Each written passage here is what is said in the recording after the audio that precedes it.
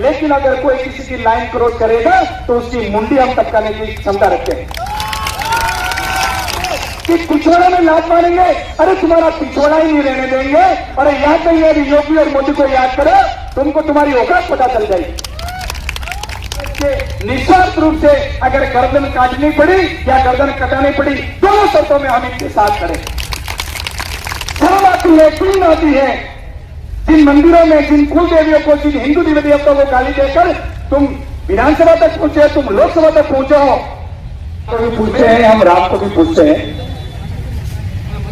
पाटेला बस्ती में जो हमारे 42 घरों की बस्ती पर इस तरह से अपराधियों ने उन पे हमला बोला, जानलेवा हमला बोला, उसके बाद वो परिवार इतना सहमा हुआ था, इतना डरा हुआ था कि उस परिवार ने इलाज कराने का सोचा, लेकिन वहां रहना है तो उनके नियमों के अनुसार रहना पड़ेगा, इस वजह से उन्होंने कंप्लेन भी जारी नहीं कराई। जब हम अस्पताल में उस युवक से मिलने गए, युवक ने कहा, उसके परिवार ने कहा, वो डरा और सहमा हुआ था कि साहब हम तो कई वर्षों से ऐसी हालत में रह रहे हैं। मैं आपको बताते हुए दुख हो रहा है कि वहां की माताओं ने जो हमें कहा वो हमें आज याद है, और ये मजबूरी में कहना पड़ रहा है कि वहां की बच्चियों को 15 और 16 साल के अंदर शादी कराने के लिए मजबूर है, क्योंकि इन विधर्मियों ने उनकी ऐसी हालत कर रखी है कि इनको सजा मिलना जरूरी है। ये किसी पार्टी पॉलिटिक्स की बात नहीं है। भारतीय जनता पार्टी के नाते हम सभी धर्मों का सम्मान करते हैं और संविधान उसको हक देता है, लेकिन अगर कोई किसी की लाइन क्रॉस करेगा तो उसकी मुंडी हम टपकाने की क्षमता रखते हैं। कुछ साथी यहाँ कह रहे थे कि पिछोड़ा में लात मारेंगे, अरे तुम्हारा पिछोड़ा ही नहीं रहने देंगे। अरे याद नहीं है योगी और मोदी को याद करो, तुमको तुम्हारी औकात पता चल जाएगी। हम एक हाथ में माला भी रखते हैं, दूसरे हाथ में भाला भी रखते हैं।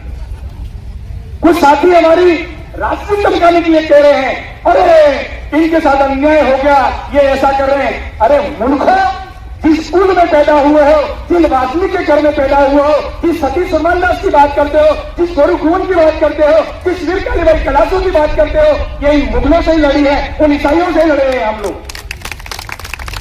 शर्म आती है, क्यों आती है? जिन मंदिरों में, जिन कुल देवियों को, जिन हिंदू देवी देवताओं को गाली देकर तुम विधानसभा तक पहुंचे, तुम लोकसभा तक पहुंचे हो। मैं मेरे पूर्वजों को साक्षी लेके कहता हूं, हमारे वागड़ी की बात कीजिए, अनंत नका फूस जाए। ये हमारे प्रिय जाने नका खोज रखने में वहां में पूरा वंश खत्म खाएगा। जिन्होंने हिंदू देवी देवताओं को गाली दी है, जिन्होंने हमारी अस्मिता को चैलेंज किया है, चंद वोटों की खातिर वहां दावत में देते हैं, कहते हैं हम तो आपके भाई हैं। एक आदमी कह रहा था कल परसों कि हमारी कदकाठी मिलती है, वो हमारे भाई हैं। तो साले मुन्ने की तरह दाढ़ी रखते ना, हमको दिक्कत नहीं है, जाके नमाज पढ़ मस्जिद में। हमें तकलीफ भी है किसी की नमाज पढ़ने की, किसी के धर्म के प्रति अपमान करने की। अगर कोई हदें पार करेगा तो इसको हम एहसास दिलाते रहेंगे कि हमारा गरीब समाज और हमारा हिंदू सनातनी समाज के साथ में ये बहुसंख्यक समाज खड़ा है।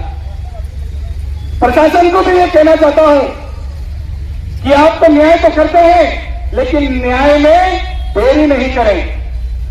ये जो लोग बैठे हैं वो इसी उम्मीद के साथ में आए हैं कि हमारा पीड़ित परिवार शांति से रहे, खुशहाली में रहे, भय और डर में नहीं रहे।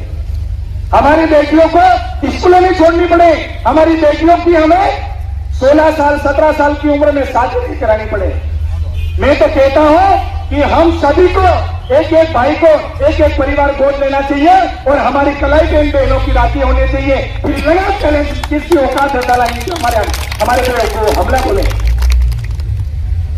मैं बहुत ज्यादा नहीं बोलना चाहूंगा, लेकिन कुछ पार्टियों की अपनी औकात याद करनी जरूरी है। एक यहाँ का आदमी अभी प्रेस कॉन्फ्रेंस करके कहता है कि ये तो दंगा कराना चाह रहे हैं। भाई तेरे को वोट मिल गए, तू कानून की व्यवस्था कायम कर, तू विकास कर। चलो जब वोट नहीं है तो पलटी मारो, वोट मिल जाए तो किसी और के साथ खड़े हो जाओ। ऐसी राजनीति ना तो हम करते हैं। हमारे लिए सनातन सबसे पहले है, हिंदू की रक्षा सबसे पहले है, और हिंदुस्तान में रहने वाले हर व्यक्ति का हम रक्षा करेंगे। लेकिन हृदय अगर कोई क्रॉस करेगा तो उसकी हृदय हम एहसास कराते रहेंगे। आप सभी सनातनी भाई आए, हम यह विश्वास लेते हैं और ये आपको संकल्प लेने की जरूरत है कि जहां कहीं भी ऐसे विधर्मी लोग हमारी बहन बेटियों पे, हमारे कमजोर भाइयों पे अत्याचार करेंगे, हम सब कुछ अपना त्याग करके बिना लोभ लालच के निस्वार्थ रूप से अगर गर्दन काटनी पड़ी या गर्दन कटानी पड़ी, दोनों शर्तों में हम इनके साथ करें। समय बहुत ज्यादा हो चुका। हमारे हरिजन समाज जो रात को जागकर इन नालियों को, इन सड़कों को सफाई का काम करता है, हमसे ज्यादा मेहनती है। उन बहनों को रात में जाने के लिए ये लोग छेड़ते हैं। मैं तो हमारे प्रकाश जी से कहना चाहूंगा, हमारी बहनों को एक बार माइक दीजिए, इन भाइयों को पता चलेगा कि आज हम सड़कों पे क्यों हैं। बहनों की बयान जो हुए थे, बहनों ने जो बात की, हमें आंसू आ गए। हमको लगा कि हमको पहले आना चाहिए था। और विधर्मी लोग, बाप पार्टी के लोग, कांग्रेस पार्टी के लोग राजनीति करते हैं, अपराधियों के साथ खड़े रहते हैं और कहते हैं हम न्याय करा रहे हैं। अरे लूटपाट की दुकान खोल रखी है तुमने, हमारे हाथ बंधे हुए नहीं है। शासन प्रशासन काम कर रहा है, तब तक हम देख रहे हैं।